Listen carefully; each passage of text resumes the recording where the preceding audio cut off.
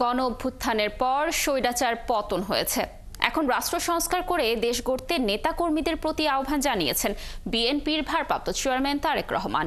লালমনিরহাট বড়বাড়ি শহীদ আবুল কাশেম মহাবিদ্যালয় মাঠে অনুষ্ঠিত শহীদ জিয়া স্মৃতি ফুটবল টুর্নামেন্টের ফাইনাল খেলার ভার্চুয়ালি যুক্ত হয়ে তিনি একথা বলেন। একটি কথা আমি আপনাদের সামনে আজকে তুলে ধরতে চাই।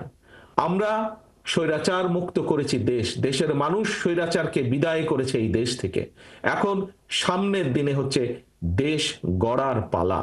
একজন রাজনৈতিক কর্মী হিসাবে, এই দেশের একজন সন্তান হিসেবে, বাংলাদেশের সন্তান হিসেবে আমি মনে করি আমাদের শুধু মেধাবী ডাক্তার বা ইঞ্জিনিয়ার বা আর্কিটেক্ট থাকলেই চলবে না। আগামী দিনে আমাদেরকে অবশ্যই মেধাবী অর্থাৎ প্রফেশনাল খেলোয়াড় তৈরি করতে হবে, যা তৈরি করতে হবে আমাদের ভবিষ্যৎ প্রজন্ম তাদের ভেতর থেকে। আমাদেরকে আগামী দিনে ভালো সাংস্কৃতিক ব্যক্তিত্ব তৈরি করতে হবে এবং যা যদি তৈরি করতে হয় আমাদেরকে সেই পরিকল্পনা গ্রহণ করতে হবে।